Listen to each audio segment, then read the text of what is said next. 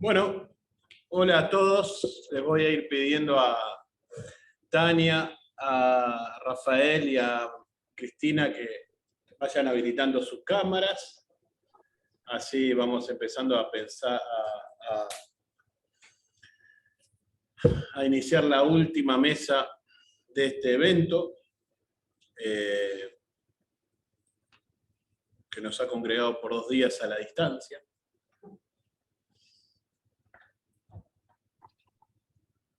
A ver si aparecen. ¿Siguen sin aparecer? Buenas, Isabela, ¿cómo andás? Pero ¿por qué no los veo yo acá? Perdón, estoy teniendo problemas de capacidad técnica. La cuadrícula.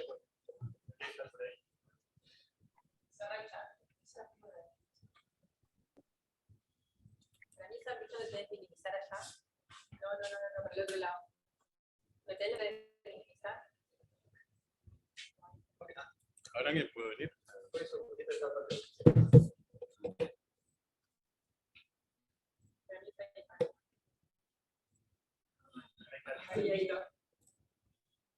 Ok, hola Rafael, ahora sí te veo. Hola, un abrazo, Ronaldo. Qué gusto. Un gusto verte, aunque sea a la distancia. Yes. Cristina, también te veo. Hola Cristina. Y hola Tania. Buenas noches, Tania. ¿No café? Bien. Entonces, ya que están los tres panelistas de esta última mesa redonda, me gustaría decir 2 o 3 cosas en relación a la mesa, el objetivo de la mesa, lo que estábamos pensando en relación a esta mesa. Básicamente era una instancia de cierre de este seminario, y lo que queríamos era invitar a 3 académicos que desde diferentes perspectivas y de diferentes lugares del mundo han tenido una relación privilegiada con el problema de la relación de Cuba y Latinoamérica, fundamentalmente en la década de los 60 y 70, pero también pueden tener una mirada más amplia, para hacer una suerte de reflexión más general sobre el asunto que nos convocaba en el seminario. Yo estuve hablando con ellos individualmente y les envié unas preguntas generales, que luego las voy a leer, y que dan cuenta un poco de cómo establecer una conversación sobre el tema. Que ellos podrán tomarlas o no, digamos, era como una suerte de apertura para empezar a conversar sobre este tema. A los 3 les pedí que me mandaran alguna bio corta, como ocurre muchas veces en estos casos, la gente se olvida. Así que me voy a tomar el atrevimiento de presentarlos muy rápidamente. María Cristina Torti es profesora de la Universidad Nacional de La Plata, Argentina. Ella ha trabajado fundamentalmente sobre el Partido Socialista y el concepto de nueva izquierda. Tiene un libro muy importante que se llama El viejo Partido Socialista y los orígenes de la nueva izquierda. En Argentina tal vez es una de las primeras que empezó a trabajar de una forma más sistemática y con criterios colectivos en torno a esta noción de nueva izquierda y cómo pensarla más allá de los dilemas más tradicionales y del lenguaje de época entre revolución y reforma, sino una mirada mucho más amplia, y ha promovido diferentes proyectos de investigación en esa línea, y hay varios trabajos compilados que dan cuenta de ese trabajo suyo y de un conjunto de colegas que han trabajado con ella.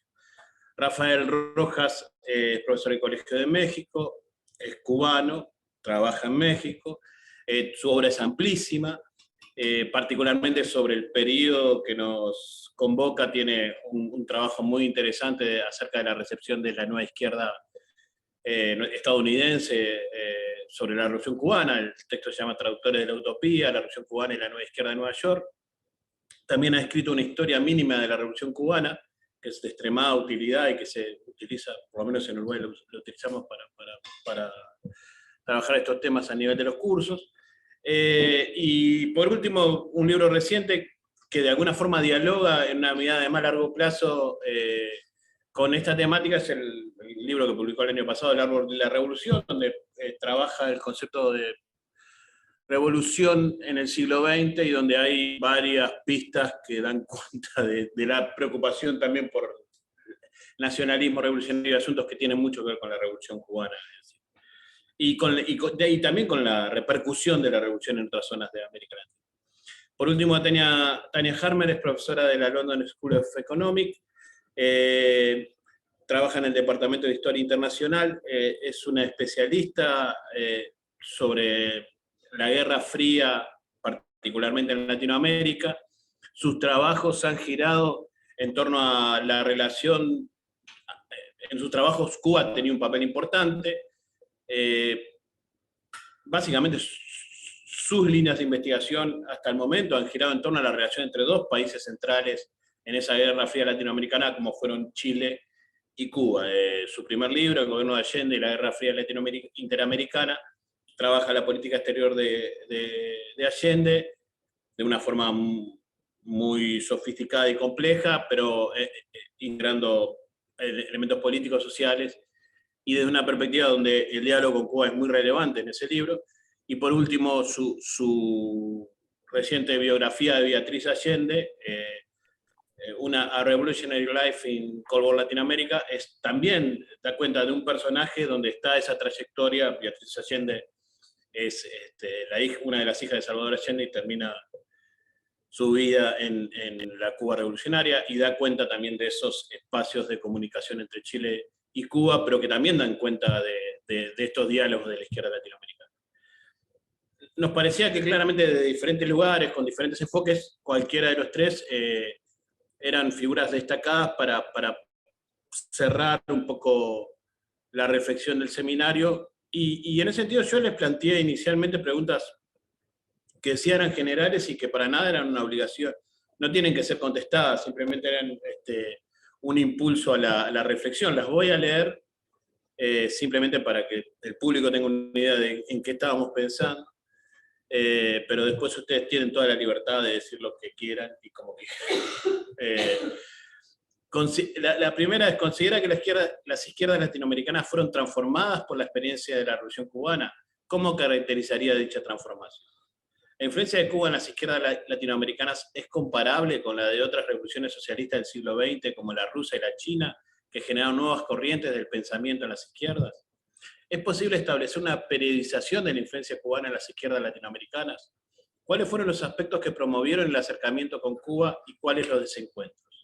¿Cómo ven hoy la relación entre las izquierdas contemporáneas latinoamericanas y Cuba? Como ven, las preguntas giran acerca de amplísimos temas, y simplemente eran una motivación para empezar a charlar. Así que luego de toda esta presentación, si les parece, iniciamos la conversación. Tal vez empezamos en el orden que planteé, primero Cristina, después Rafael y después Tania.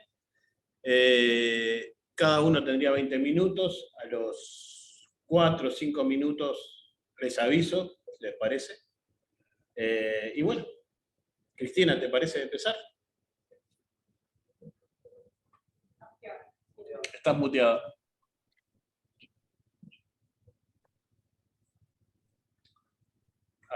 Error frecuente. Daba las buenas tardes nuevamente. Les agradecía la invitación al grupo organizador del seminario.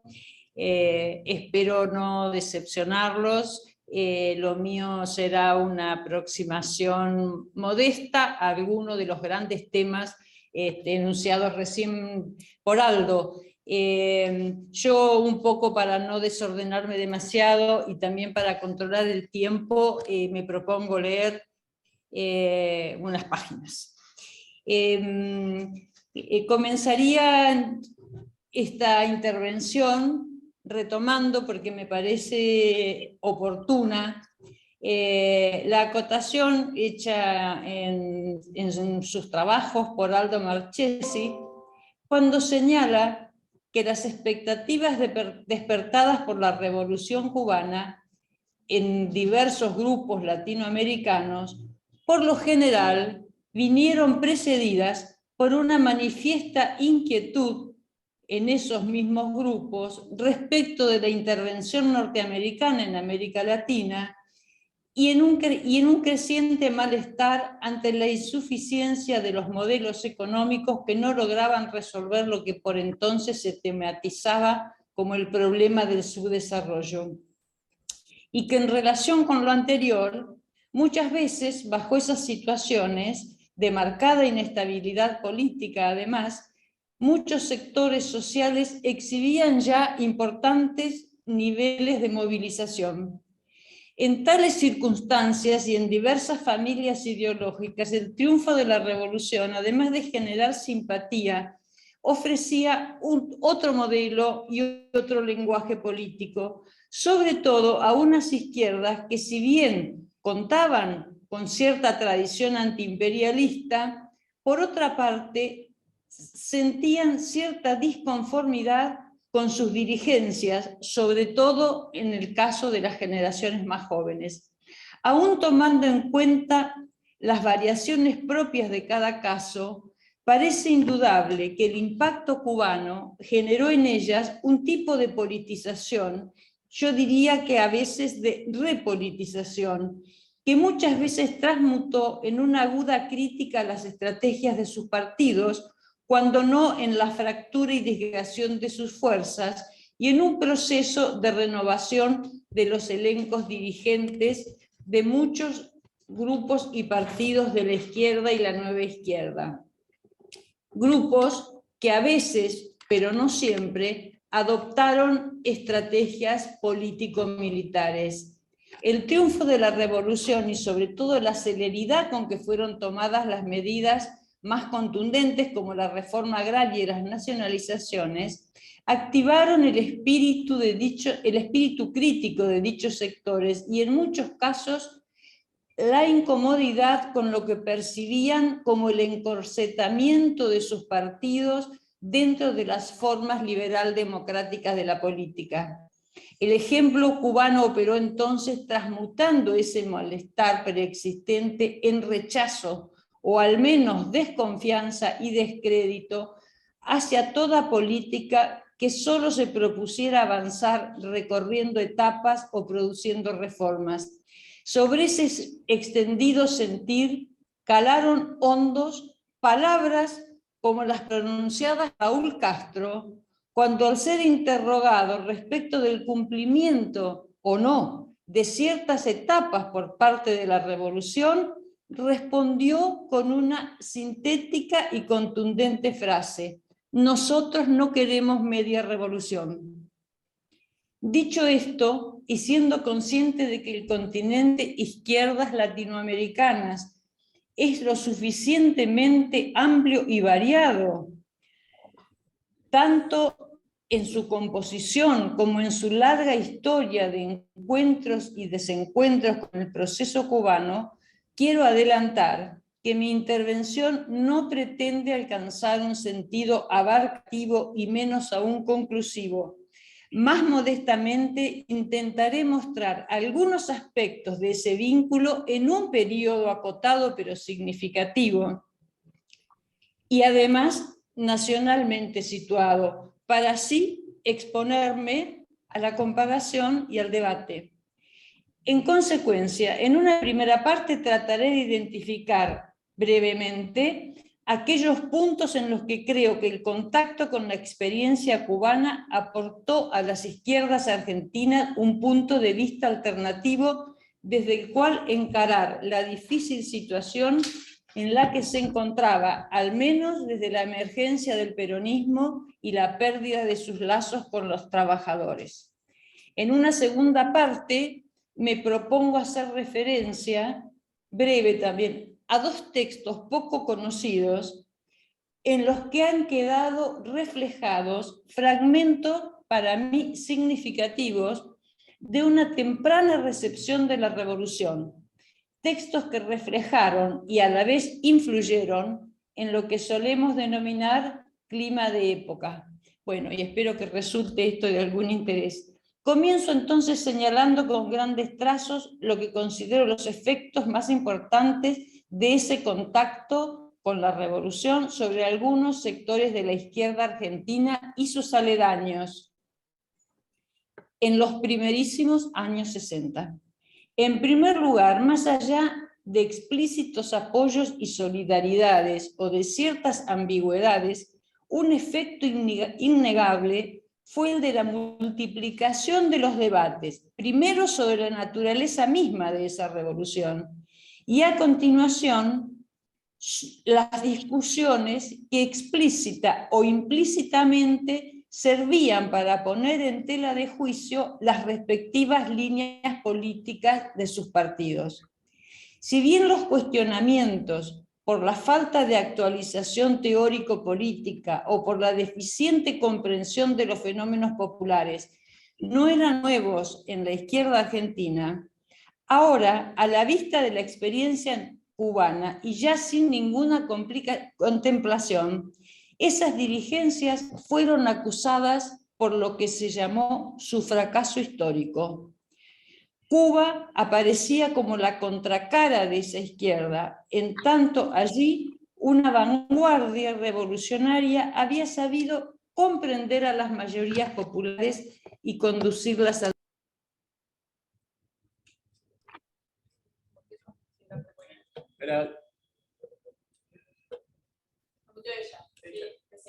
Te muteaste, Cristina. Tocaste algo que te muteaste. Así es.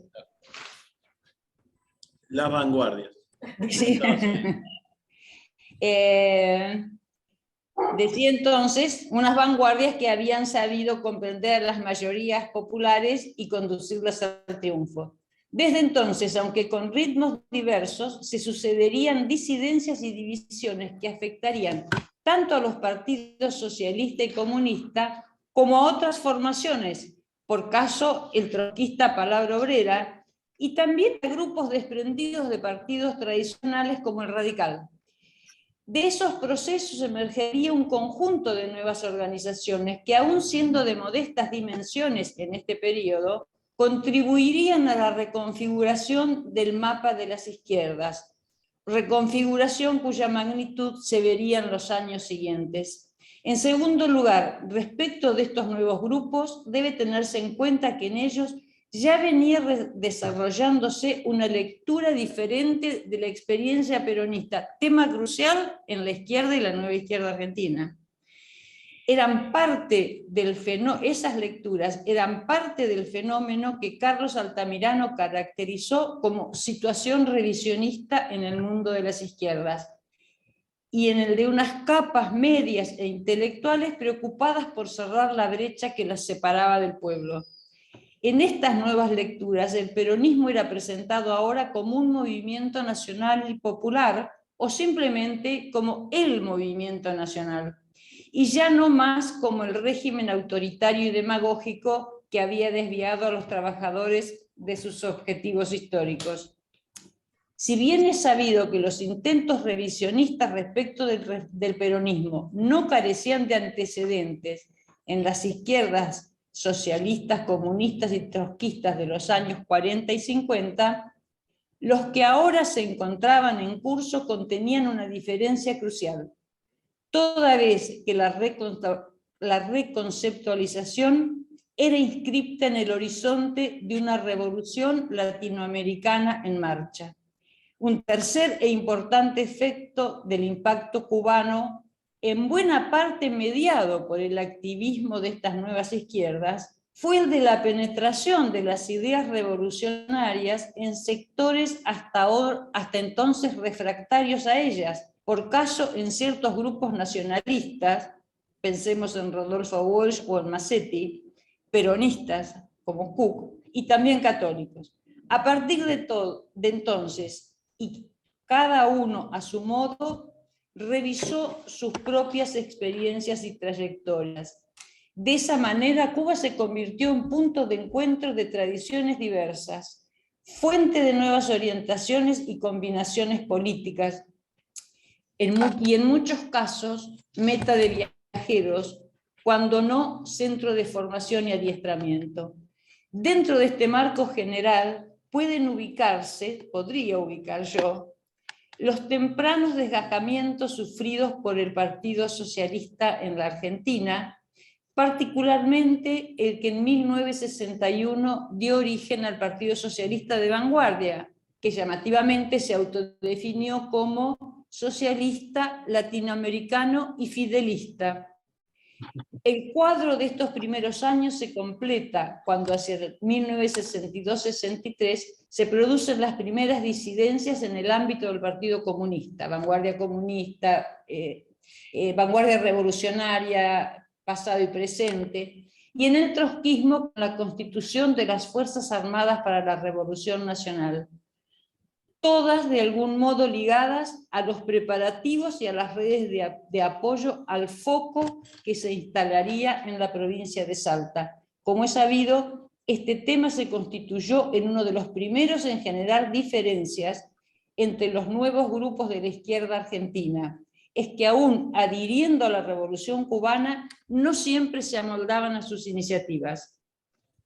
Una vez señaladas estas líneas generales, quisiera detenerme en dos textos, si es posible, que me parecen representativos de eso que llamé una recepción temprana.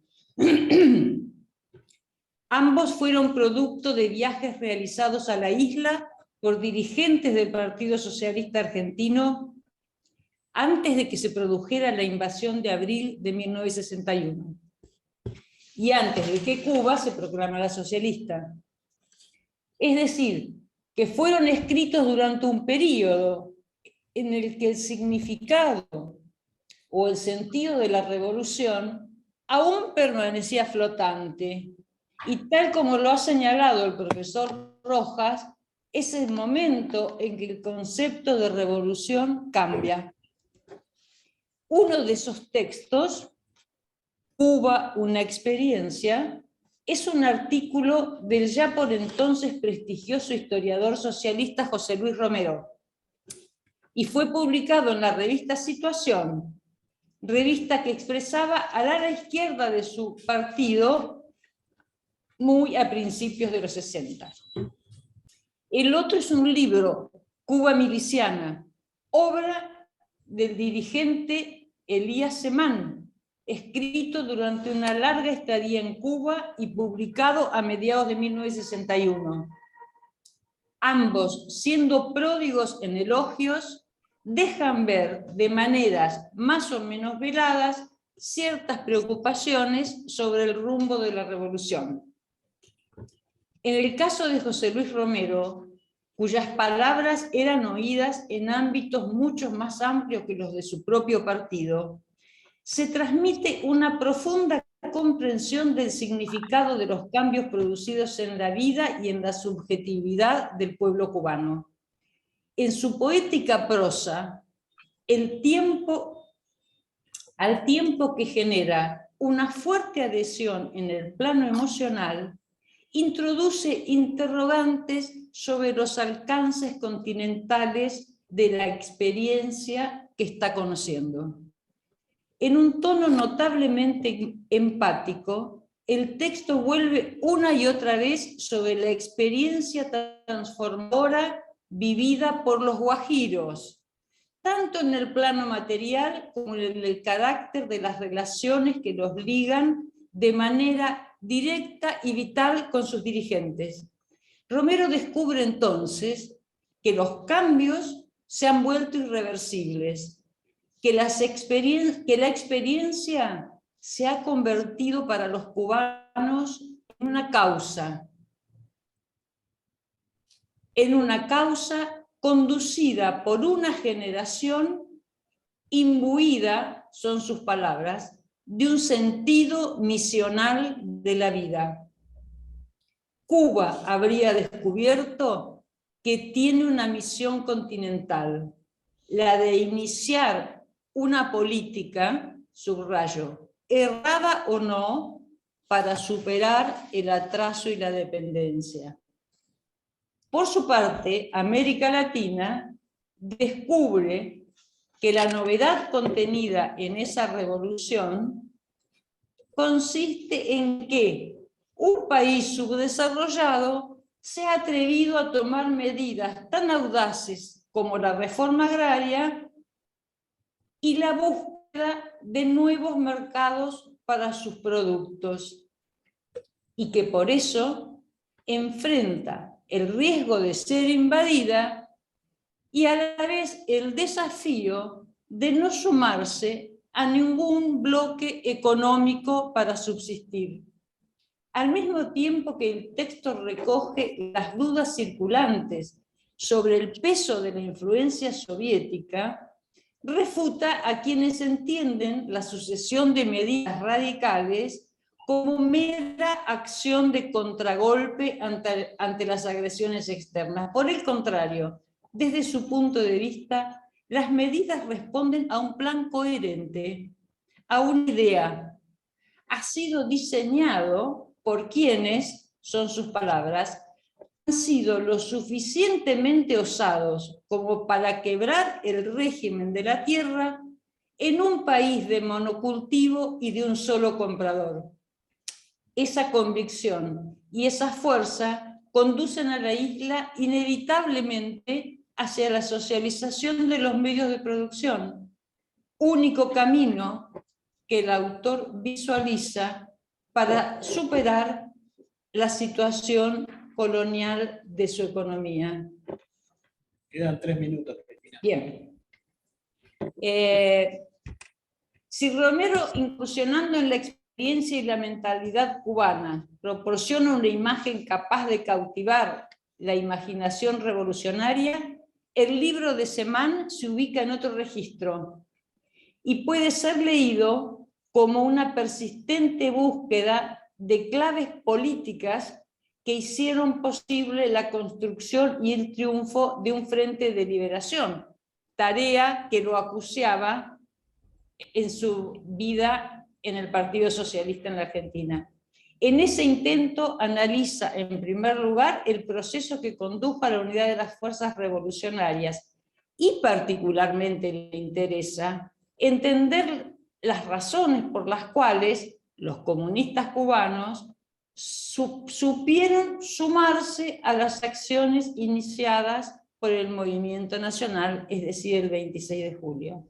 En segundo lugar, pero no menos importante, toma nota de cada una de las iniciativas y mecanismos a través de los cuales el gobierno revolucionario intentaba poner en marcha las instituciones de un nuevo Estado, así como aquellos destinados a definir instituciones que supieran expresar la voluntad popular y evitar la tan temida burocratización.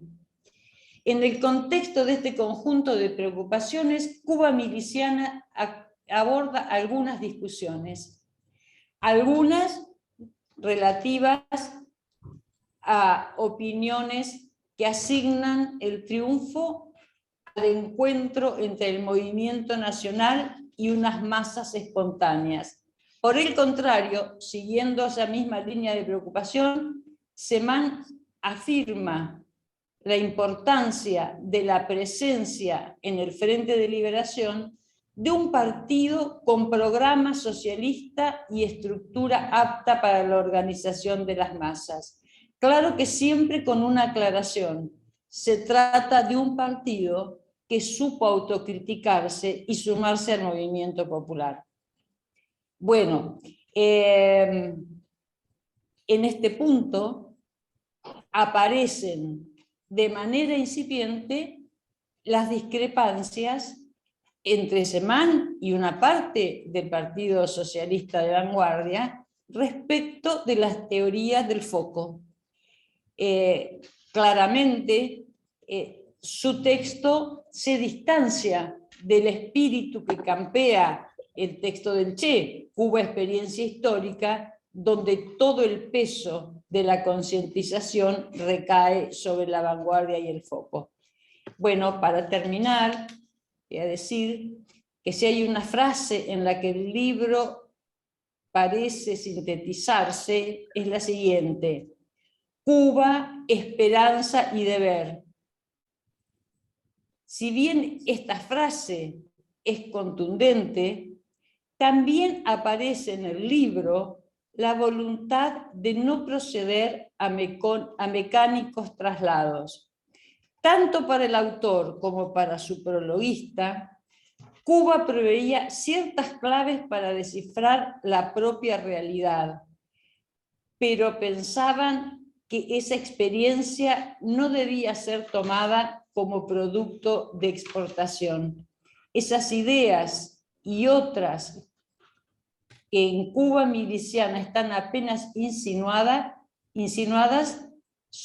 no solo eran motivo de debate entre las izquierdas tradicionales y nuevas, sino incluso dentro de estas últimas. Por caso, las que se desataron, como dije antes, a raíz de la instalación del foco en Salta. Voy a suprimir partes para no robarme más tiempo. Quiero decir finalmente que de ahí en más, a partir de la experiencia del EGP, si bien la solidez del lazo entre Cuba y las izquierdas en Argentina se iría siendo sólida, no evitó que en ocasiones ciertas iniciativas cubanas dividieran aguas y crearan conflictos dentro de ellas. Nada más. Muchas gracias.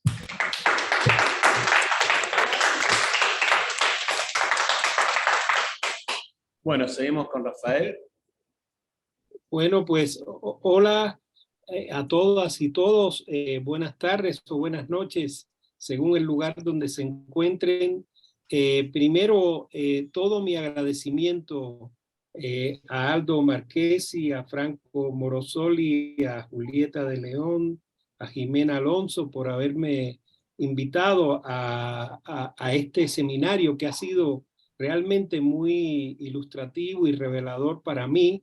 He escuchado, creo, casi todas las ponencias y he aprendido muchísimo, específicamente de los contextos de las izquierdas del Cono Sur y específicamente de Uruguay, que no conozco tanto, en los años 60 y 70.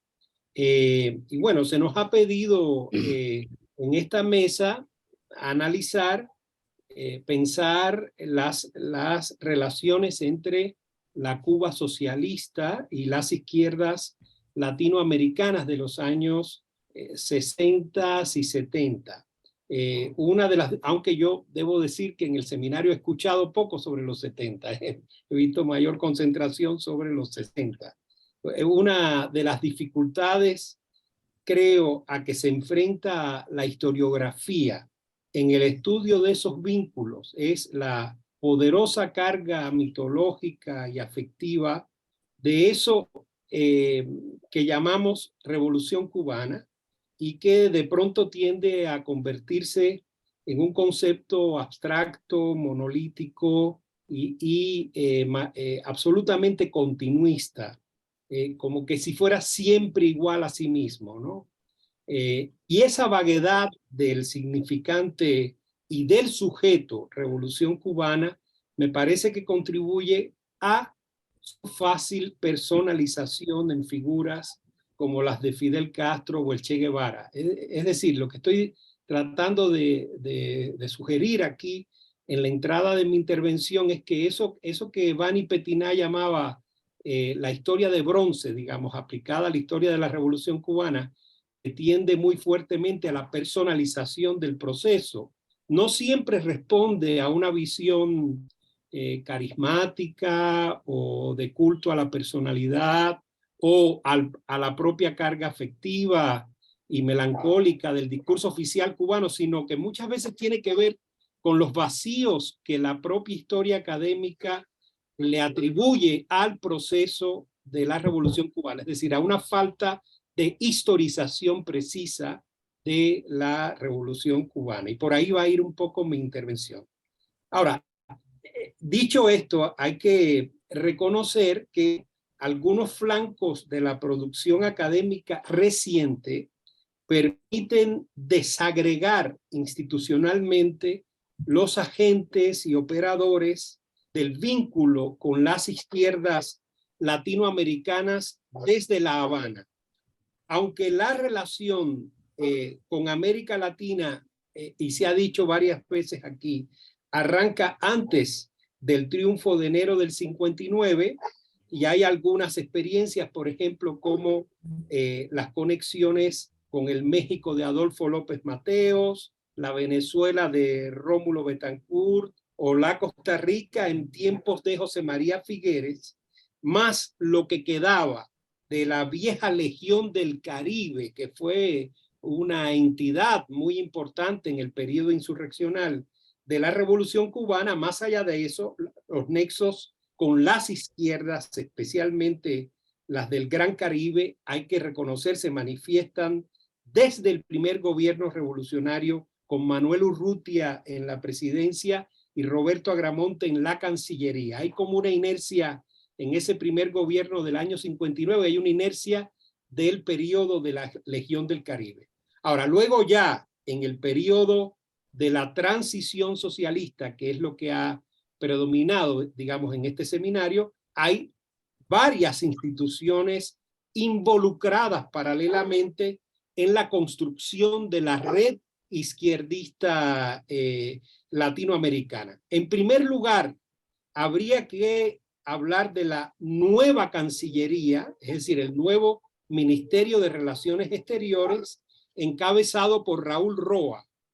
No me detengo mucho en Roa, pero era una figura del nacionalismo revolucionario muy cercano al aprismo y al priismo mexicano y a la Legión del Caribe, que llegó a ser secretario de redacción de una revista que se editó aquí en México en los años 50, que se llamó Humanismo, que vendría siendo, sus tesis vendrían siendo muy equivalentes a lo que ustedes en el Cono Sur llaman izquierda nacional. Esa Cancillería gestionaba, como sabemos, la conexión diplomática con América Latina a través de embajadas y consulados. Por otro lado está la oficina del presidente Osvaldo Dorticós, que constitucionalmente intervenía en la formulación de la política exterior. Esto con frecuencia se olvida.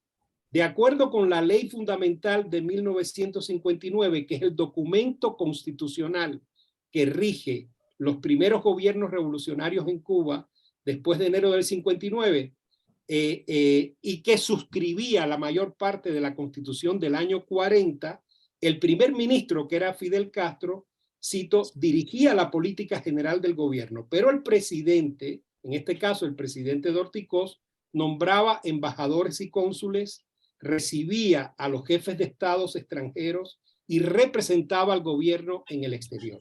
Así fue hasta el año 1976.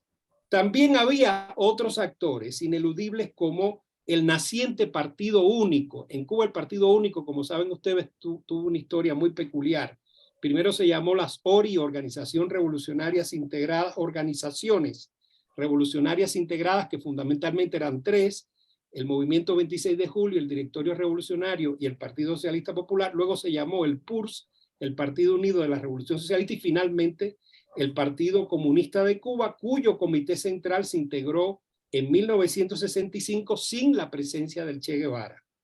También habría que decir que están los aparatos de inteligencia y contrainteligencia del Ministerio del Interior, especialmente la oficina que encabezó el entonces viceministro Manuel Piñeiro, el comandante Barbarroja, que inicialmente se llamó Dirección General de Liberación Nacional, y luego cuando se incorpora al Comité Central del partido, empieza a llamarse Departamento América, y así funcionó hasta principios de los años 90. Por último, creo yo que es importante rastrear la multiplicidad de organismos o instituciones mediáticas, culturales e intelectuales sumadas a la construcción de esa red. Aquí en el seminario se han mencionado varias: Prensa Latina, el Consejo Nacional de Cultura, que tenía su propia dirección de relaciones internacionales. El Consejo Nacional de Cultura vendría siendo lo que después sería el Ministerio de Cultura a partir de 1976, pero que en la época republicana era una dependencia del Ministerio de Educación. Por supuesto, la Casa de las Américas, el ICAI, también la diplomacia de las organizaciones, lo que se llamaba en la ley fundamental organizaciones sociales y de masas, es decir, la Central de Trabajadores de Cuba, la Federación de Mujeres Cubanas, la Juventud Comunista, las federaciones universitarias. Tampoco me parece podrían obviarse asociaciones y publicaciones ya regionales, ¿verdad?, de carácter regional latinoamericano, con sede en La Habana, también muy mencionadas aquí, como la OSPAL, la OLAS, Pensamiento Crítico, o el Instituto de Amistad con los Pueblos, el ICAP, que se forma un poquito después. Esta vendría siendo como esa línea que los historiadores de las relaciones internacionales, sobre todo en el mundo anglosajón, llaman del soft power, ¿verdad? Que comenzó con una relativa autonomía, hay que recordar, y que ya para los años 70 queda completamente incorporada a la centralización que genera el proceso de institucionalización del socialismo cubano. Ahora, aquella diversidad de instituciones en un momento cambiante y experimental del proyecto socialista cubano, como es el periodo que va de 1961 a 1971, cuando inicia, en ese año 71, inicia propiamente lo que entendemos como la construcción del Estado socialista en Cuba. Eso redunda en algo que ya se ha advertido en este coloquio, lo escuché por ejemplo en las intervenciones de Cristina Torti, de Franco Morosoli, de Martín Rivadero, que es la pluralidad de izquierdas latinoamericanas con las que se relaciona el gobierno revolucionario cubano hasta la sovietización de los años 70, es decir, dejándolo solo en los 60. En aquella interlocución, recordemos, estaban veteranos del nacionalismo revolucionario y el populismo latinoamericano de la primera mitad del siglo XX, Lázaro Cárdenas, Juan Domingo Perón mismo, no solo John William Cook, sino el propio Perón mismo, Jacobo Arbenz. Luego, todo el nuevo espectro de las guerrillas marxistas, fueran foquistas o no, todo eso tuvo algún tipo de conexión con la oficina de Piñero.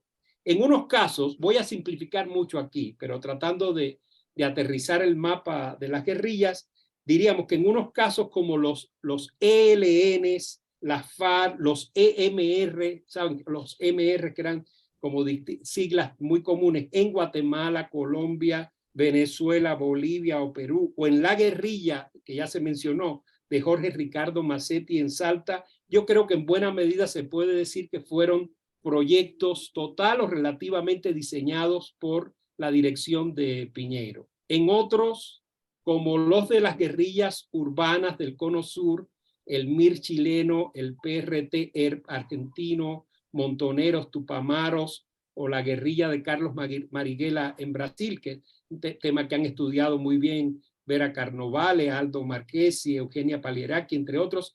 Creo que se trataron de experiencias que, aunque poderosamente inspiradas en el guevarismo y con muchas resonancias del referente de la Revolución Cubana, cuestionaban las tesis foquistas y no pocos presupuestos y premisas de la propia Revolución Cubana. El vínculo de esas guerrillas con Cuba sería distinto, aunque tampoco hay que subestimar el respaldo logístico e ideológico que pudo llegar desde La Habana, como muestra el caso del MIR, que ha estudiado muy bien Tania Harmer. Tal vez aventuraría esta hipótesis. Los únicos casos de conexión débil o tal vez inexistente entre guerrillas latinoamericanas y alguna rama del gobierno revolucionario cubano serían las maoístas en Colombia o Perú, ya que muy pronto, como sabemos, el gobierno cubano rompe con China en contra, como sabemos, de la perspectiva radicalmente tercermundista que defendía el Che Guevara, o las mexicanas, la de Genaro Vázquez, Lucio Cabañas, la Liga 23 de septiembre, toda vez que había un pacto entre Cuba y México que suponía un intercambio entre el respaldo diplomático a La Habana por parte de los gobiernos de Gustavo Díaz Ordaz y Luis Echeverría y la falta de apoyo del gobierno cubano al movimiento estudiantil y a la lucha armada en México. Sobre esto se está escribiendo muchísimo ahora en México. Ahora, mientras se creaba ese arco guerrillero en América Latina, que como sabemos era mal visto por el PECUS y por la URSS, el Partido Comunista de Cuba, que siempre estuvo, recordemos, siempre estuvo durante todo este periodo, hasta el año 76, encabezado por figuras del viejo PSP prosoviético y durante una buena etapa pro-estalinista, mantuvo en perfecto estado sus relaciones con los PCs latinoamericanos y con algunas corrientes socialistas, no comunistas, aquí se han mencionado algunas, por ejemplo, Allende en Chile, Lombardo Toledano en México, en la primera etapa Alfredo Palacios en Argentina. O sea, quienes yo diría que estuvieron bastante, ¿no? O más o menos generalmente excluidos de esos círculos, tanto de los que provenían, digamos, de la Cancillería, la oficina de Piñero o el partido, eran los círculos trotskistas y anarquistas. Hay alguna presencia, ¿verdad?, del trotskismo en aquellas conexiones al principio, pero después hay varias rupturas que documentan ese desencuentro. Ahora, un dato revelador de esta diversidad de vínculos que tiene que ver a su vez con la diversidad de instituciones y actores dentro del socialismo cubano como interlocutores de las izquierdas latinoamericanas, un dato revelador es el siguiente, que seguramente ustedes conocen. Mientras Mario Monge, el líder comunista boliviano, rechazaba la guerrilla del Che con Bolivia, como sabemos, viajó constantemente a La Habana y a Moscú, donde sus posiciones eran reconocidas y autorizadas. Es decir, un diálogo que corría paralelo al respaldo que el gobierno cubano le estaba dando al ELN boliviano en el año 67 y 68.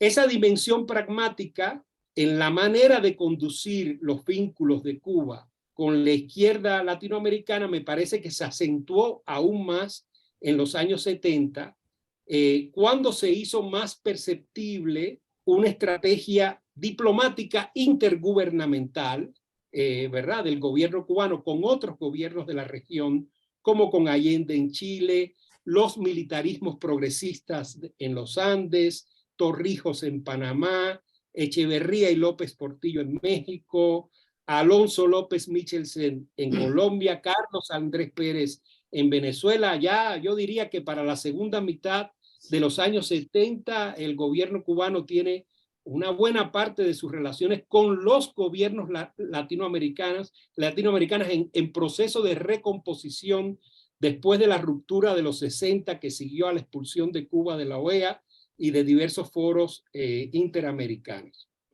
En la historiografía sobre aquellas décadas en Cuba, como sabemos, ha habido intentos de periodizar fases diacrónicamente en la política económica y en la estrategia internacional, como los de Carmelo Mesa Lago, que es un clásico historiador económico de la Universidad de Pittsburgh. Más recientemente Juan Valdés Paz, esta figura que Martín creo que lo mencionó, que fue un importantísimo intelectual socialista cubano del núcleo editorial de Pensamiento Crítico, que lamentablemente falleció hace poco, tiene un proyecto de periodización del poder revolucionario cubano entre los años 60 y 90.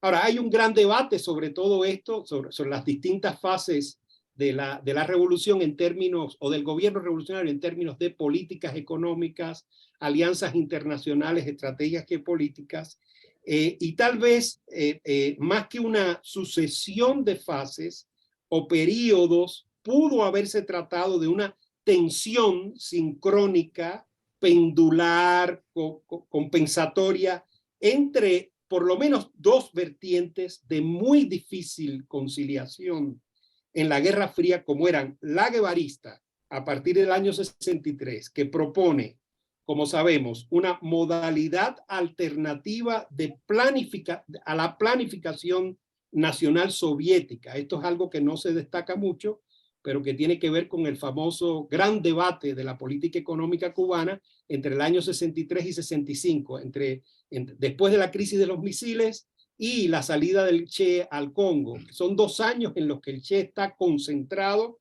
en tratar de elaborar otra manera de dirigir la economía que no sea la de la planificación o el cálculo económico de los soviéticos, y que a la vez propone una inserción agresiva en el tercermundismo y en la descolonización, ¿verdad? En la línea de Bandung, Belgrado y China. Recordemos que son los años de los viajes del Che por Asia, el norte de África, ¿verdad? Y también por Europa y algunos países socialistas como Checoslovaquia. Hay un famoso cuaderno de Praga del Che Guevara con apuntes sobre el socialismo real, que es muy significativo y muy revelador de ese momento de giro, ¿verdad? En su posición, en su visión sobre la economía, las relaciones internacionales y el socialismo en general. Esa sería una corriente, y la otra sería la prosoviética, a favor del cálculo económico, de la alianza estratégica y prioritaria con Moscú, que era defendida por el viejo Partido Socialista Popular, y en buena medida, esto no es un dato menor, por el presidente Dorticós. O sea, aquí esto es importante porque era dada la responsabilidad que tenía como jefe de Estado. O sea, hay muchos testimonios que nos inclinan a pensar que Fidel Castro actuó en buena medida como un mediador entre esas dos corrientes, con lo cual contribuyó a que no predominara ninguna, por lo menos, o más bien, o que digamos que hubiera un zigzagueo hasta 1971, ya con el ingreso de Cuba al CAME y la institucionalización soviética. A partir de ahí, yo creo que sí hay ya muy bien trazado una política de Estado, tanto en términos de la vía socialista de desarrollo o la política económica del país y las relaciones internacionales. Aquí me quiero acercar ya para ir cerrando. Sí, ya voy cerrando. Sí, voy cerrando ya. Y me quiero acercar a algunas de las otras preguntas que nos hacía Aldo en su mensaje. Bueno, como creo que esto no hay mucho que desarrollarlo porque es de consenso. Todas las revoluciones del siglo XX, la mexicana, la bolchevique, la maoísta, en su momento, en el momento de cada una, y la cubana, evidentemente, ejercieron una poderosa influencia en sus contextos. En el caso de Cuba, el contexto de una revolución inscrita en el centro de la Guerra Fría o del mundo bipolar desde el Caribe. Y naturalmente esa localización le dio una ascendencia extraordinaria a Cuba en América Latina y el Caribe. Para la izquierda de la región, el principal, o sea, tratando de responder a las preguntas de Aldo y con el riesgo un poco de generalizar, el principal efecto, a mi juicio, de la transición socialista en Cuba fue el desplazamiento hacia diversas modalidades de marxismo, mayormente inscritas en el amplio repertorio de la nueva izquierda de la mayoría de los movimientos de la lucha armada de los años 60 y 70.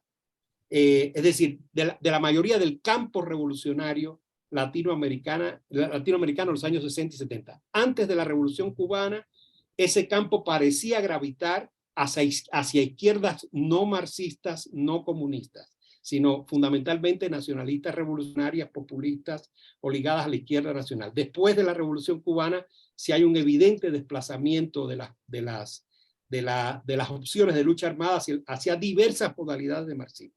Ahora, desde un punto de vista geopolítico, fue también fundamental el creciente consenso en torno al derecho de Cuba a elegir la vía socialista de desarrollo e inscribirse en el campo socialista, desafiando las reglas interamericanas de la OEA, el TIAR y todos los acuerdos que existían hasta el año 60 y 61. Esto último, como se pudo ver después, no fue aceptado únicamente por las izquierdas, sino por gobiernos de centro o derecha en América Latina entre finales de los años 70, buena parte de los 80 y sobre todo los 90. Entonces, en conclusión, diría esto, que es como para debatir, ¿no? Es decir, en la mediana duración de la historia latinoamericana desde la Guerra Fría, desde un punto de vista hemisférico o atlántico, podría afirmarse que ese fue el principal impacto del proceso cubano en la región y tal vez el logro fundamental de la diplomacia cubana. Esto es, convencer a la mayoría de los gobiernos latinoamericanos de que en el Caribe podía establecerse un sistema político basado en el marxismo-leninismo y aliado de la URSS. No fue, como sabemos, un logro. Esto no fue un logro de las últimas décadas de estas del siglo XXI o del periodo inmediatamente posterior a la Guerra Fría, sino de fines de los 70 y principios de los 80, cuando Cuba normalizó relaciones con casi todos los países de la región. Los mismos gobiernos o los mismos estados que habían excluido a Cuba de la OEA a principios de los años 60, ya a principios de los años 80 tenían relaciones con el Estado socialista cubano.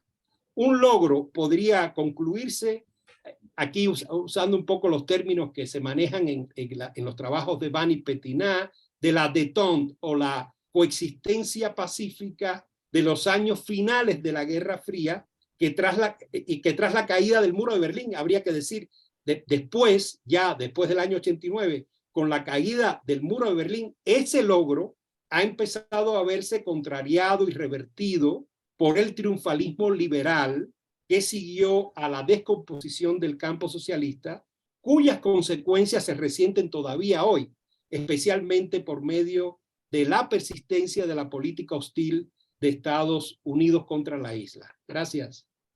Muchas gracias.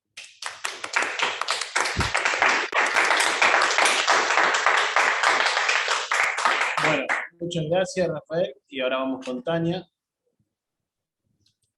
Hola, buenas noches. Ya son casi las 10:30 aquí en Londres y quería saludarles a todos y quisiera también agradecer a Aldo por haberme invitado a participar en esa mesa redonda con temas tan amplios para discutir, debatir y también a los organizadores de esa conferencia. También quiero pedir mis más sinceras disculpas por no haber estado presente en la conferencia hasta ahora. Creo que algunos saben que coincidentemente justo estoy llegando de una visita de investigación a Cuba para un nuevo proyecto que tiene que ver con las relaciones entre Cuba y las izquierdas latinoamericanas en los años 70 y 80. Y tengo mucho cansancio después de un largo viaje, cambio de horario y todo eso. Entonces vamos a ver si alcanzo a organizar algunas ideas con claridad. Durante 2 semanas, de hecho, estuve corriendo por todos lados en La Habana, buscando información, haciendo muchas entrevistas, así que me queda mucho para pensar y procesar en esas horas, ¿no? Y que tiene mucho que ver con lo que hemos estado conversando en esa mesa. Y yo pensaba que sería interesante compartir algunas de mis ideas, ¿no? Después de ese viaje intenso y fructífero, se dice en español. Y me gustaría tocar tres de las preguntas que nos hiciera, que nos hizo Aldo.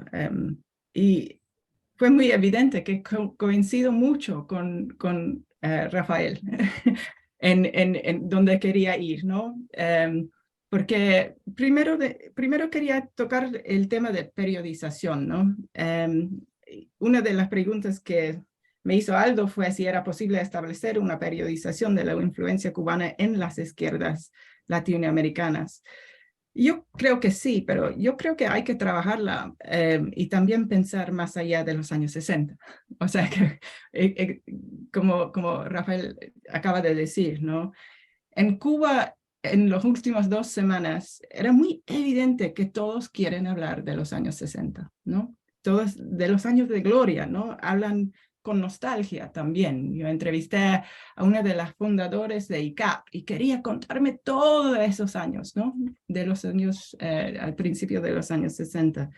Querían hablar de la segunda declaración de La Habana, de los PAL, de Olas, de Bolivia, de Che, ¿no? En cuanto, si preguntamos por las relaciones entre Cuba y las izquierdas latinoamericanas, eso es lo que quieren hablar de eso. Pero me pregunto, ¿qué pasó después? ¿Qué pasa con las relaciones entre Cuba y las izquierdas después? Y yo creo que en cuanto a la periodización, es más difícil y menos conversado. Y por eso yo quería hoy concentrarme en las décadas que seguían los 60 y yo no escuché muy bien que estamos nada más en los 60 y 70, así que yo también quiero hablar un poco de los 80. Y en cuanto a una periodización, yo sigo pensando en eso, pero yo creo que había varios momentos de inflexión o de distintas etapas. Y primero hay que destacar un periodo entre 69 y 75 o 6, ¿no? En lo cual yo veo una reorganización de la política cubana hacia latinoamericana. Y justo como Rafael acaba de decir, un tema de esa reorganización es el restablecimiento de relaciones estatales con varios países en América Latina. Había en Cuba una reanálisis, yo creo, del contexto regional justo en ese momento, de las oportunidades y límites de los fracasos anteriores, pero los límites del proyecto de las guerrillas en América Latina. Había una nueva política que buscó alianzas y colaboración con diferentes procesos revolucionarios y distintas izquierdas en América Latina. O sea que, como Rafael dijo, como Velasco Alvarado, Omar Torrijos, la vía chilena al socialismo, una vía electoral, el restablecimiento de relaciones con Cámpora en Argentina, las esperanzas para Perón. O sea que en ese momento, o sea que hay una etapa en una que se centra mucho en una reorganización, pero reanálisis del contexto de América Latina y lo que se puede conseguir en ese momento. Después del 76, creo que tenemos otra etapa, y eso tiene mucho que ver con la institucionalización de la revolución en varios sentidos. En cuanto a América Latina, la creación del Departamento de las Américas es muy importante, aunque viene de otros organismos, y Piñero todavía está a cargo. De lo que yo tengo entendido es que cambió de cierta manera el funcionamiento de las relaciones entre Cuba y América Latina. Y yo creo que ese momento después de 75 y de 76, podemos ver algunos otros acontecimientos. Por un lado, un realineamiento con la URSS es importante. En ciertos sentidos, después de 75, de 76, y digo 75 por supuesto, por el primer congreso del Partido Comunista, cuando Fidel dice que no es tiempo para las guerrillas ahora en América Latina. En ciertos sentidos, esa etapa es una etapa de cuando el apoyo a algunas revoluciones armadas en América Latina disminuye, ¿no? Diminishes. Perdón, estoy tan cansada que casi no puedo hablar. Pero yo creo que también no fue por todos, no fue totalmente un rechazo a un camino militar o armada. Y lo que yo veo es que mantuvieron cursos de entrenamiento de guerrillas en Cuba después de 75 y de 76.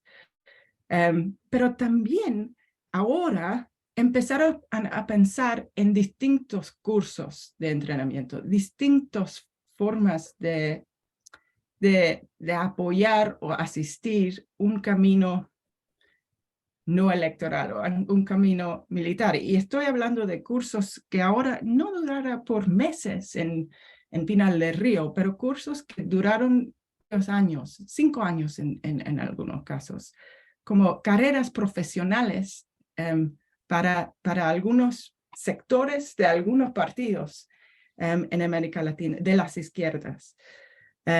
Como también había cursos en tecnología de guerra, en documentación, inteligencia,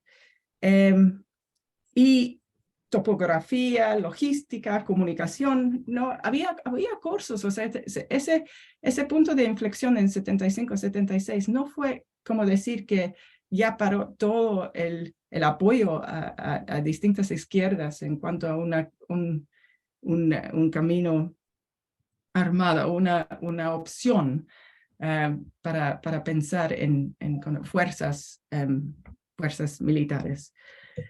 Yo también veo en esa etapa más coordinación entre la URSS y Cuba que empieza.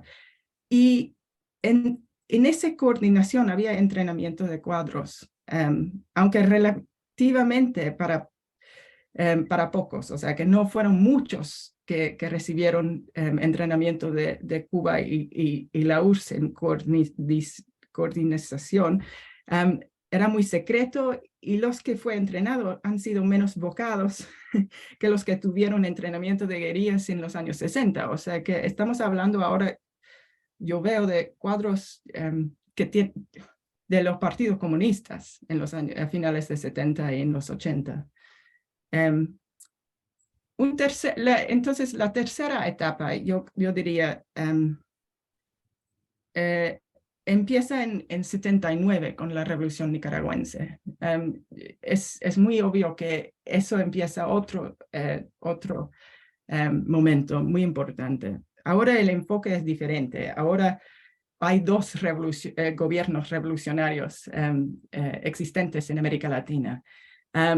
Y también dos movimientos revolucionarios fuertes en El Salvador y en Guatemala. O sea que después de 79 se ve como una revolución, un futuro revolucionario como posible, ¿no? Que antes había muchas dudas, pero hay un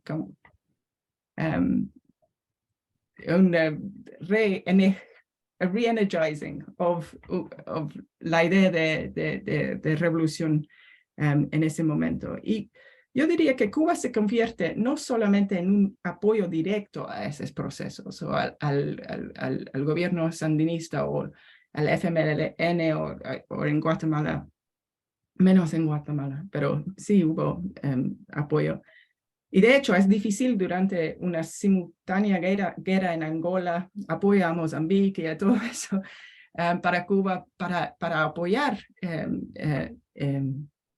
en forma masiva, y también por el hecho de que América Central es en la esfera de influencia de los Estados Unidos en una forma como mucho más pegado a los Estados Unidos que el Cono Sur, o sea que hay varias complejidades ahí para apoyar los movimientos revolucionarios.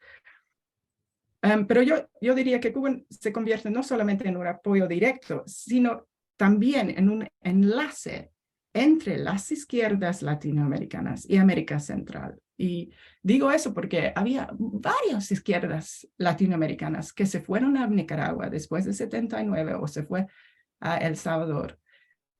Y creo que hay que estudiar esos enlaces, ese internacionalismo en América Central en los años 80. Y cómo Cuba facilitó los encuentros entre las izquierdas y, en América Central. Después, estoy ya en los 80, yo creo que hay un periodo entre 86 y 90, donde surgen varios nuevos escenarios y acontecimientos que requieren ajustes, ¿no?, del gobierno cubano. Y hay un ambiente de conflictos en las izquierdas latinoamericanas, como también habían en los años 60, ¿no?, en cuanto a las formas de los caminos hacia el futuro. Pero ahora en el contexto de los cambios en la URSS, perestroika o glasnost, también la caída del muro en Berlín y la URSS, pero también yo creo que más relevante aún son los caminos y las preguntas sobre la transición democrática en varios países en América Latina. O sea que cómo funcionamos o cuál es el futuro correcto para las izquierdas en Argentina después de 82, o en Argentina yendo a 84, 86, o en Chile a finales de los años 80. Y en ese contexto, Cuba está enfrentando a divisiones, fracciones de los partidos, ¿no? Cuanto ellos empiezan a diferenciar, a discutir el propio camino hacia adelante.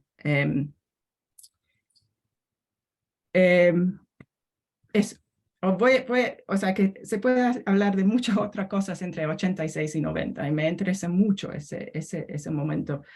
La muerte de Ochoa en 88 creo que fue muy importante para algunas, y yo creo que también 90 no es como un punto final, ¿no?, de una política. Hay que destacar que en El Salvador sigue la guerra civil allí, la revolución allí, hasta los acuerdos de paz. Y en Chile las relaciones no son relaciones diplomáticas, no están reestablecidos hasta 95, que eso fue muy impactante para mí cuando me di cuenta de que estaba tan tarde el restablecimiento de relaciones. Y luego puedo hablar más de eso, pero ok. La segunda pregunta que quería conversar es sobre las influencias que Cuba tenía y si transformó las izquierdas. Y mi respuesta creo que es casi igual a lo que Rafael dijo, que hay que pensar en la variedad de influencias y poder de transformar transformadora a las izquierdas. De hecho, la diversidad y el pluralismo de las relaciones entre Cuba y las izquierdas me interesa cada vez más cuando buscamos entender las décadas de 70 y 80. De lo que yo tengo entendido es ese pluralidad fue el resultado de un proceso en el cual Cuba fue respondiendo a los pedidos y necesidades de los distintos movimientos existentes y emergentes en los años 70, y la división de los partidos también. No había una relación o influencia, sino varios en los 70 y 80. No había una política hacia las izquierdas que se aplicaba en forma unitaria, sino flexibilidad. Cuba ajustaba a las necesidades y se debe decir a las voluntades de los partidos y movimientos de izquierda. Mi proyecto sobre los años 70 y 80 se concentra en el exilio en Cuba, los exiliados que vivieron en Cuba.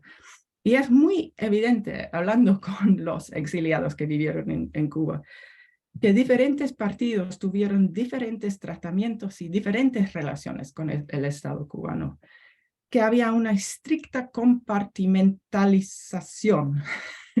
Esa compartimentalización, una palabra horrible para decir, fue tan estricto que había distintos lugares alrededor de La Habana para los distintos partidos chilenos, por ejemplo, que no se conocieron entre ellos, que habían diferentes cubanos que atendían a los diferentes partidos y no hablaron entre ellos tampoco. Y más aún, cuando se divide algunos movimientos, por ejemplo, ponte el Movimiento de Liberación Nacional Tupamaro, que divide en tres en 74, ¿no? Hay que empezar con tres distintas ramas de relaciones entre los cubanos, distintos cubanos, con distintas fracciones de ese movimiento. Yo entendí que el edificio de niños guatemaltecos que vivieron en Cuba en los años 80 quedaba a 3 cuadras de un edificio de niños chilenos, miristas, sin que la gente de los 2 edificios se conocieron. Me entendí hace una semana, pero no se conocieron entre ellos. Entrevistados me han dicho que Cuba también no se metía en los asuntos internos de los partidos latinoamericanos, pero mantuvieron contactos con varios y facilitaron todo lo que no todo, pero lo que estaban tratando de hacer.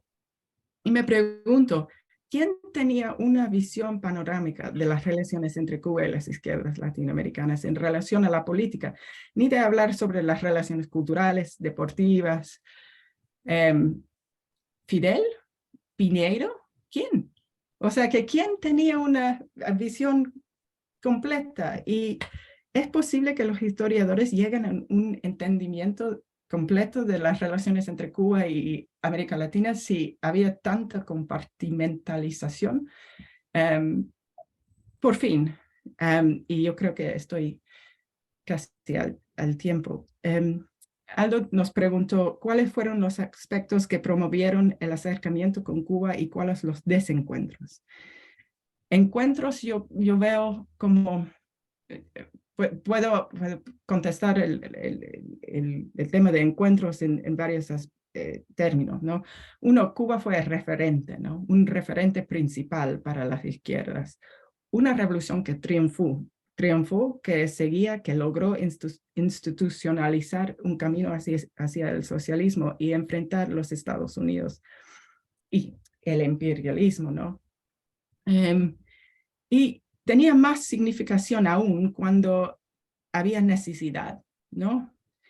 Necesidad por una desilusión que vino de otros caminos, derrotas previas, Guatemala, o campañas electorales en el caso de Chile, y una búsqueda de una solución a problemas de pobreza, desarrollo, poder, pero una necesidad que crece todavía más en los años 70 y 80 para el Cono Sur y también para América Central, ¿no?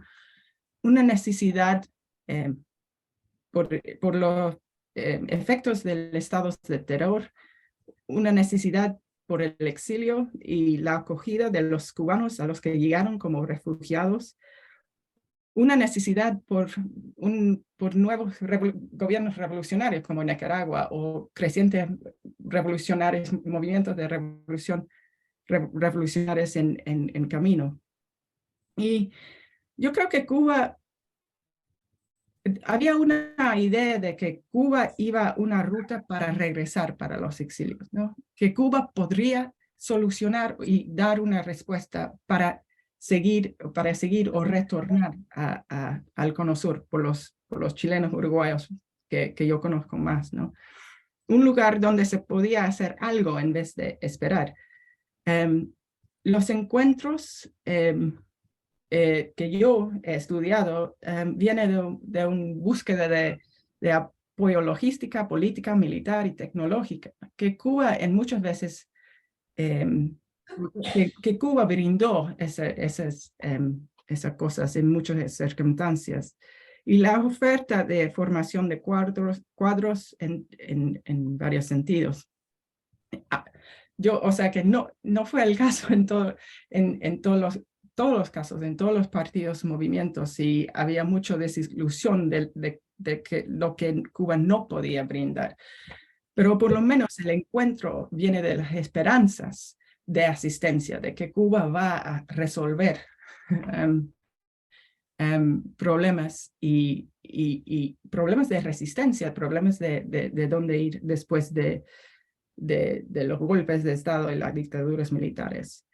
También yo creo que el encuentro también en los años 80 viene de una radicalización durante el exilio para una nueva generación. Los que llegaron en el exilio como adolescentes y en los 80 están buscando caminos para ir a Nicaragua, a El Salvador o a retornar al Cono Sur.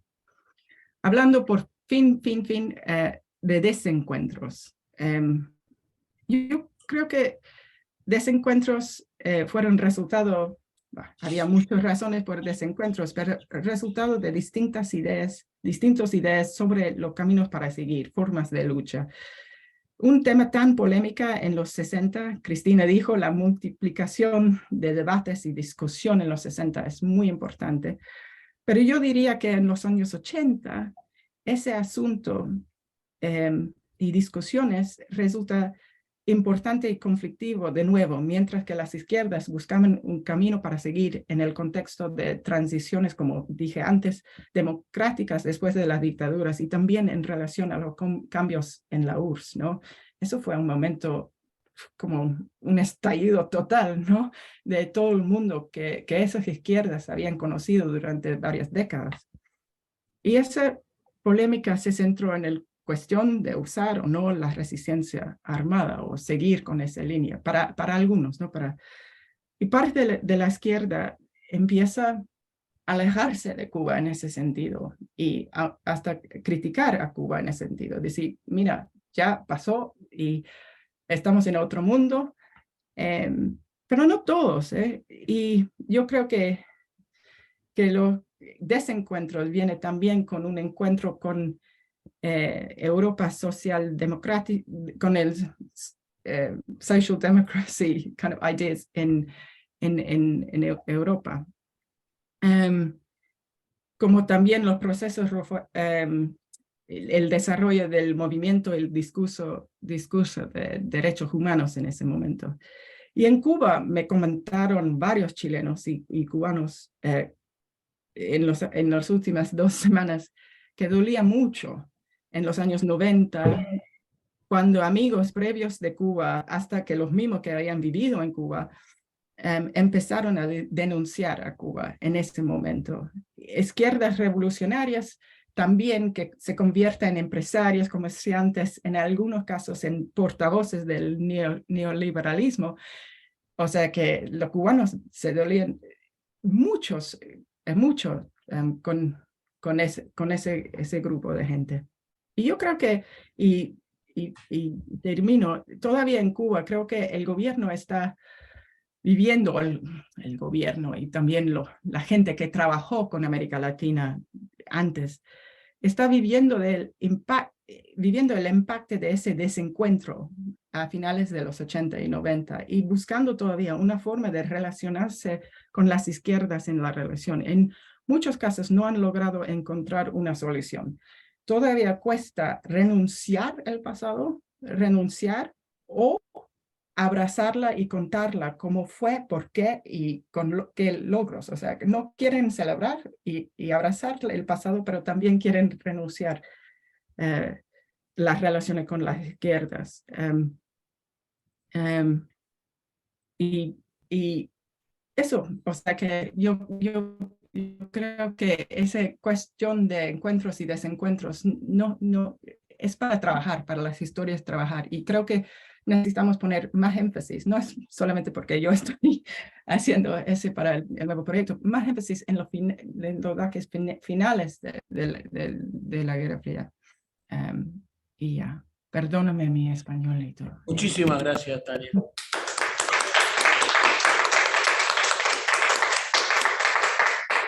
Y muchas gracias por el esfuerzo y la hora. Bueno, muchas gracias a los tres. Me parece que sin planificarlo se dio un excelente recorrido de temporalidades. Fue casi natural. Y me parece que se abrieron muchas cosas para preguntas, comentarios. Aunque es un poco tarde, tal vez vamos a dar un mínimo espacio para si alguien quiere hacer preguntas o comentarios. Les pido que lo hagan a través de levantando la mano, ¿no? Acá me ayudan Franco. Michelle, adelante, Michelle. Gracias a todos, las ponencias fueron excelentes. ¿Sí me escuchan? Sí. Bueno, tengo una pregunta muy breve y es un poco para Cristina y un poco para Rafael. No sé si entendí bien, pero siento que había una diferencia en las interpretaciones que ustedes dan, en el sentido de que Cristina, entendí que usted estaba diciendo que ya cuando estalló la Revolución Cubana había cierta desilusión dentro de la izquierda con los partidos y caminos y los proyectos de izquierda que ya existían, y que la Revolución Cubana simplemente aceleró esos debates y cuestionamientos. Y Rafael, no sé si entendí bien, si tú estabas diciendo que al contrario, habían ejemplos o modelos de izquierda democrática o más variadas, sobre todo dentro del Caribe. Creo que diste el ejemplo de Figueres, de la Legión del Caribe, y que en contraste Cuba como que desplazó estos otros opciones para la izquierda. Entonces, no sé si es una pregunta como geográfica, ¿no? De la izquierda socialdemócrata del Caribe, que era más fuerte, o no sé, o hablando de diferentes partidos de la izquierda, pero quería preguntar un poco si ustedes pueden elaborar sobre esas diferencias que ven, tal vez geográficas o de conceptualización de las izquierdas existentes antes de Cuba. Gracias, Michelle. ¿Hay alguien más?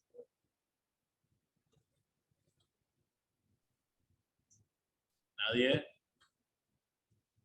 ¿Nadie más? Bueno, si no hay nadie más. Yo tengo una pregunta. Es más para Rafael y para Tania que trabajaron los momentos que van de los 70s a los 90s.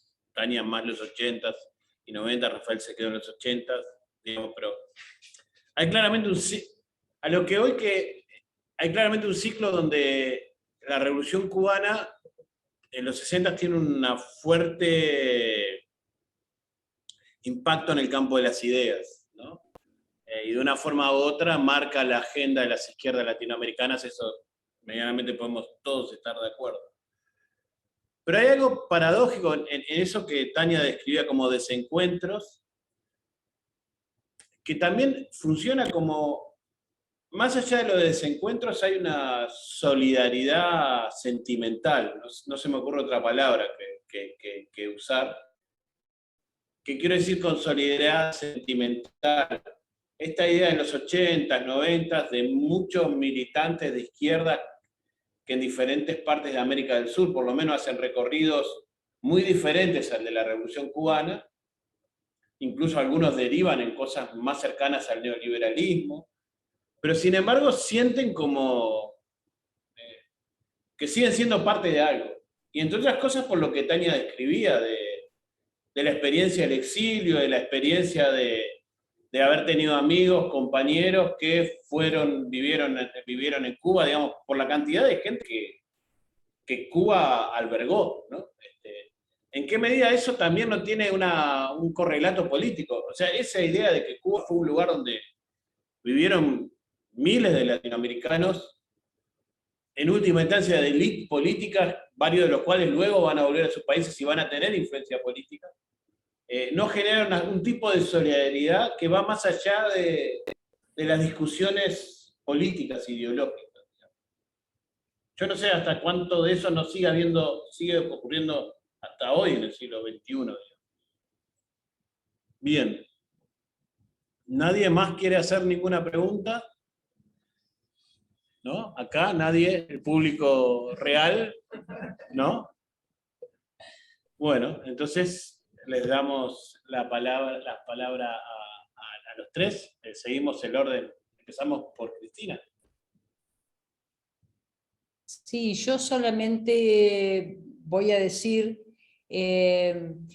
que recordar que si bien pienso, y apoyada en otros, no porque sean temas que yo haya investigado especialmente, que existían inquietudes y malestares diferentes por las situaciones económicos, sociales en varias sociedades, en particular, estamos hablando del Cono Sur. Yo hablé casi exclusivamente de lo que conozco, que es del caso argentino y de la debilidad de las izquierdas después del peronismo. Digo debilidad en el plano de la fortaleza de sus partidos, no de la difusión de ideas de izquierda, sino en el peso real de sus partidos. Estoy diciendo, pensando sobre todo en el Partido Socialista y el Partido Comunista. Ahí malestar, debilidad y discusiones ya existían. Entonces, bueno, acotar lo que yo dije, a que como aclaré al principio, iba a hablar de un tiempo acotado y de un caso situado. Lo otro eran referencias generales en las que no puedo avanzar mucho más de lo que dije, pienso que lo que dije es correcto, pero no puedo avanzar mucho más.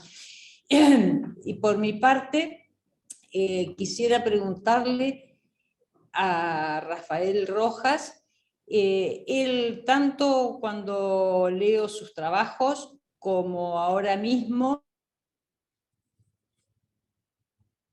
o una caracterización de Perón, y en la intervención de hoy de su relación con Cuba, yo conozco poco, salvo episodios que son casi mitológicos sobre los intentos de Fidel y el Che de invitarlo a vivir en La Habana en el 60-61, pero más que eso no conozco y me resulta interesante. Muy bien, Bueno. Rafael, tu turno. Sí, bueno, digamos, sobre esto de si había una, como diría Lenin, una situación revolucionaria en América Latina a finales de los años 50. Es fascinante el tema. Hay un viaje que hace el gran historiador Arnold Toynbee a México justo en el año 58, perdón, invitado por la UNAM, y da una larga entrevista a la revista Cuadernos Americanos que dirigía Jesús Silva Herzog. Y él dice en ese momento que las revoluciones han desaparecido en América Latina, de que ya se ha vivido el fin de las revoluciones un año antes del triunfo de la Revolución Cubana. En unos casos porque ha habido procesos de institucionalización de cambios revolucionarios, como es el caso de Bolivia, en otros porque han sido abortadas las revoluciones, como es el caso de la expedición de Castillo Armas contra Arbenz en Guatemala, diseñada y organizada por la CIA, que él critica ahí, y en otros casos por algo que él dice que se está instaurando un tipo de nueva dictadura anticomunista que a su juicio llegaba a ser muy popular. Naturalmente se estaba refiriendo a este tipo de regímenes más del Gran Caribe, ¿no? Como Rojas Pinilla en Colombia, Pérez Jiménez en Venezuela, Trujillo en Santo Domingo, etc. Entonces decía, ya las revoluciones se acabaron. En realidad fue un diagnóstico naturalmente equivocado, porque al año siguiente triunfa la Revolución Cubana y vemos esta reproducción de guerrillas en la región. Y tal vez la pregunta de Michelle va por ahí. Yo creo que en el Gran Caribe, por lo menos, no hay un declive de la cultura política revolucionaria en los años 50. Por el contrario, la Legión del Caribe había actuado entre finales de los 40, mediados de los 50, pero cuando Fidel Castro y su grupo llega a la Ciudad de México, enseguida reciben apoyo de esas viejas redes que estaban luchando desde hacía años, contra Trujillo en Dominicana, contra los Somoza en Nicaragua, contra los Duvalier en Haití. O sea, yo creo que ahí sí hay el microcosmos caribeño, ¿verdad? Funciona funciona siguiendo una lógica regional, ¿no? Porque se estaban enfrentando a dictaduras en un mismo espacio respaldadas por los Estados Unidos. Recordemos que en aquella reunión panamericana de la OEA en Panamá, año 1955-56, se reúnen todos esos dictadores: Batista, Pérez Jiménez, Rojas Pinilla, Trujillo, todos ellos están ahí respaldados por Estados Unidos. Entonces, claro, los grupos revolucionarios seguían muy activos. Y es verdad que la Legión del Caribe había decaído un poco, pero yo creo que se activa bastante con el exilio de los moncadistas en México. Me parece que, claro, no es una situación que se puede extender a toda la región. Ahora, la idea de la revolución, como sabemos, al calor de la transición socialista cubana, cambia. Ya para el año 61-62, esta es una nueva revolución, como ha dicho Gilbert Joseph, que ha hablado, bueno, lo dice con palabras un poco excesivas, diciendo la verdadera revolución empieza desde el poder, con el tránsito al socialismo. Bueno, no necesariamente así, pero sí, ya en el año 61 y 62 hay una nueva revolución en curso en Cuba. No es la revolución del nacionalismo revolucionario caribeño de la Legión del Caribe. La pregunta de Aldo fascinante sobre el tema de de la solidaridad, ¿verdad? De este estatuto de la solidaridad con Cuba. Aquí escuché ayer u hoy ponencias que se hablaban de la creación de estos comités o movimientos de solidaridad con Cuba desde principios de los años 60. Hay que decir que esos movimientos existen todavía. Yo diría que en la mayoría de los países latinoamericanos existen redes de solidaridad con Cuba, naturalmente reorientadas. Si en los años 60, todavía en los años 70 podían ser redes que trataban de articular a Cuba como referente, como ejemplo, pero también como modelo o paradigma a seguir a través de la lucha armada y la construcción, digamos, de un socialismo en América Latina. A mí me parece que ahora sí podríamos decir, y no ahora, yo creo que desde los años 90, después de la caída del muro de Berlín, fundamentalmente son redes defensivas, son redes en contra del bloqueo de Estados Unidos, del aislamiento internacional de Cuba. La solidaridad se proyecta de esa manera, es decir, como enfrentarse a la hostilidad de Estados Unidos y tratar de contribuir a una reinserción de Cuba en la comunidad internacional. Puede haber incluso una defensa del modelo, pero en general, desde los años, incluso desde antes, de los años 80 y 90, se trata de una solidaridad que combina el involucramiento de los actores políticos de la izquierda latinoamericana en procesos de democratización en América Latina y de consolidación democrática. Es decir, tenemos esa paradoja de actores de la izquierda que juegan a la democracia en sus países, pero defienden la existencia de un modelo alternativo en Cuba.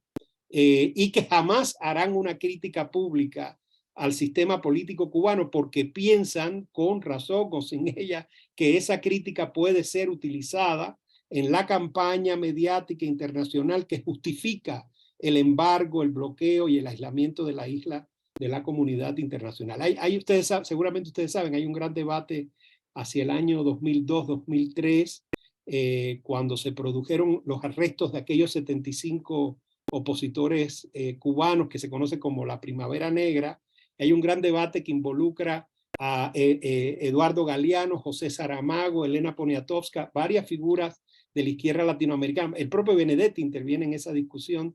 Y entonces, claro, ellos dicen que aunque ellos están cuestionando los fusilamientos y los encarcelamientos, no quieren que de ninguna manera se les inscriba en un tipo de crítica que es aprovechada, en efecto, por los Estados Unidos y parte de la comunidad internacional para justificar las políticas de sanciones unilaterales o de aislamiento internacional de Cuba. Bueno, sobre la relación de Perón, bueno, eso está lleno de detalles ahí. Yo creo que habría que reconstruir un poco más a detalle la misión de Cook en La Habana. La correspondencia yo sé que está, pero buena parte de esa documentación no ha seguido, no se le ha dado curso. La documentación, por lo menos oficial, que debería estar en el archivo del Consejo de Estado, que yo sepa, no está publicada. Y yo creo que por ahí hay algunas pistas, yo he podido leer algo. Me parece que siempre hubo un interés en la figura de Perón desde el periodo de la insurrección, porque Perón era una figura muy importante en los sectores del populismo cívico que llegan hasta el Partido Ortodoxo en Cuba. Recordemos que el Bogotazo famoso, por ejemplo, en el año 48 en Bogotá, cuando asesinan a Gaitán, tiene que ver con una organización, con una reunión de federaciones estudiantiles latinoamericanas en la que participa Fidel y que contó con un apoyo, tengo entendido que hasta financiamiento directo de Perón. Y desde ahí viene una conexión que fue desarrollada por el Partido del Pueblo Cubano Ortodoxo y Chivas, que era muy importante para el grupo moncadista. Es decir, que desde el año 55, 56, cuando estaban en México, a diferencia de lo que pensaban los socialistas y los comunistas, la visión de los moncadistas del grupo originario del 26 de julio sobre Perón era positiva y eran contrarios al golpe del año 55. Y por ahí hay una serie de tramas y de historias que demuestran que en el caso de Fidel, por ejemplo, hubo mucha reticencia a las caricaturas sobre Perón y el peronismo que se desarrollaban en Cuba dentro de los sectores del Partido socialista popular, del Partido Comunista. Por ejemplo, la revista Cuba Socialista, que era la revista clásica del grupo del comunismo ortodoxo en Cuba, se hicieron muchas críticas al peronismo, pero en otras había intentos de contrarrestar esa imagen y esa visión, ¿no?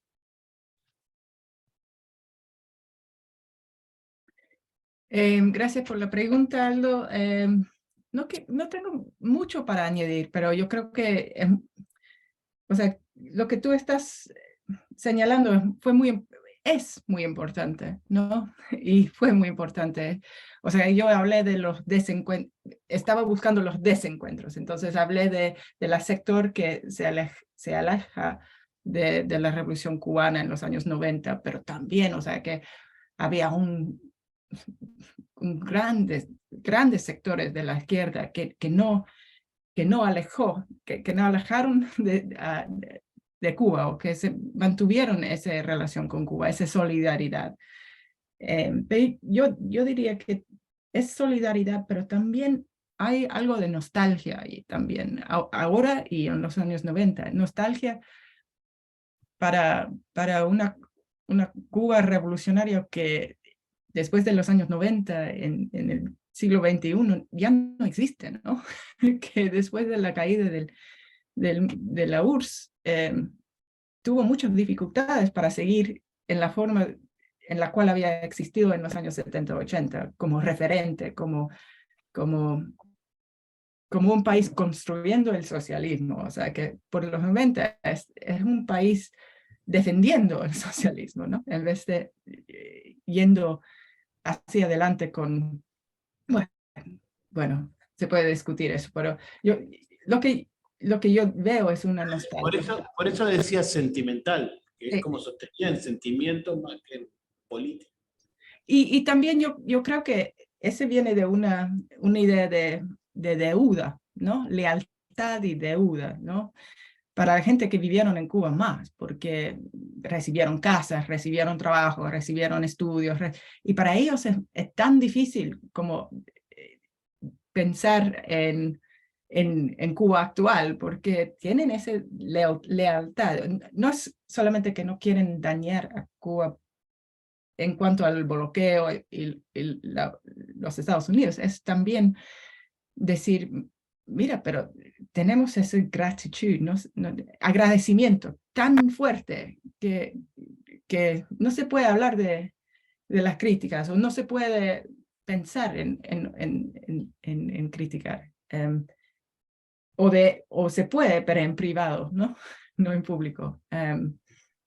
Y yo creo que ese tiene un correlante muy, como dijiste, ¿no? Correlante político e influencia muy importante y complicado hoy en el siglo,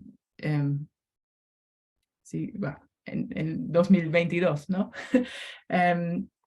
Pero sí, tiene toda la razón de que eso fue muy importante, yo creo, y es muy importante todavía. Y se nota mucho en las entrevistas que he hecho. Ya, yo no tengo más que decir. Bueno, muchas gracias a los tres por vuestras participaciones, que abrieron muchos temas para seguir pensando. A esta hora damos por cerrado el seminario. La idea es que todo el seminario va a quedar colgado luego, o sea que va a ser un insumo para aquellos que no lo vieron entero, para aquellos que les pueda interesar. Va a estar en una página web, después le vamos a informar, es una página web que estamos armando. Y bueno, y espero que esto sea el inicio de una conversación que continúe luego. Así que les agradecemos a todos los que participaron en el seminario, a los que participaron en las mesas redondas, por su decidido compromiso con esta instancia, que dejó muchas cosas para pensar. Así que nos despedimos, ¿no? No se me ocurre que otra vez. Muchas gracias. Nos vemos la próxima. Nos vemos. Gracias a todos. Gracias a todos. Gracias. Chao, chao. Gracias. Chao. Gracias. Ah,